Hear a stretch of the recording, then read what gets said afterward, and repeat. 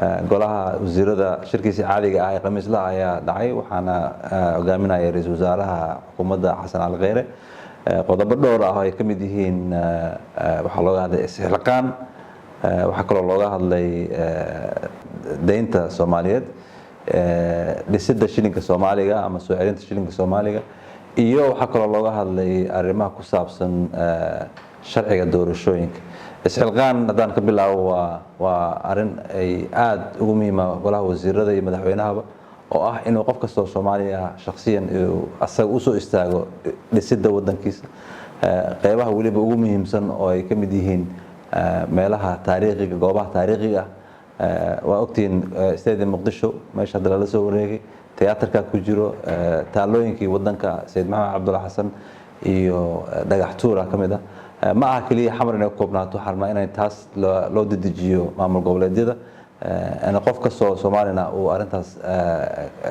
ka qaato arin fiican marka waxaan soo bandhigi doonaa iyadoo tifaftiran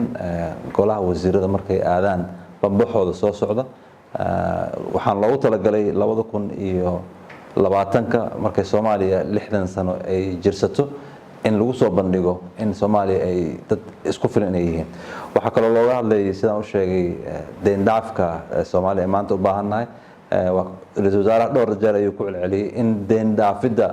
iyo kobcinta dhaqaalaha ay asaas u tahay horumarka Soomaaliya marka waxa laga hadlay in deyn dhaafidii meesha noo marayso wasiirka maaliyadda ayaa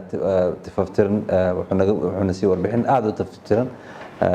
oo aan ku qanacsanahay meel fiican ay marayso oo September hadda lagu jiro haduu ilaa raali ka yahay ay SMP3 waxay yiraahdaan ama qaybteeda saddexaad aan ka gudbi doono waxa kaloo aan aad loogu munaaqashooday soo celinta shilinka Soomaaliga oo aad ogtiin ra'iisul wasaaraha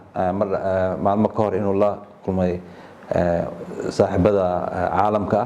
uu soo bandhigay waxyaalaha loo baahan yahay iyo caqabadaha jira si shilinka Soomaaliya loo soo celin lahaa waana mid ay dawladda ay ka go'an tahay wasaaradda maaliyadda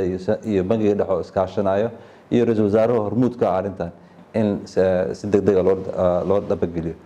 kadib waxa warbixin gaaban siiyay wasiirka arrimaha gudaha Injineer Sabriye oo noo soo bandhigay sharciga doorashooyinka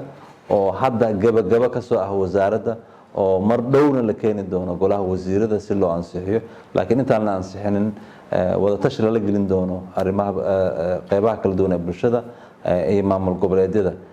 si fiican ayuu ku socdaa juhdi badan ee wasaaradda arrimaha gudaha gelisay doorashooyinkana iyo keenida shuruucda lagu horumarinayo doorashooyinka 2020 ee qof iyo cod ah waa muhiimadaha ugu weyn oo ay dawladdan ama xukuumaddan ay tiigsanayso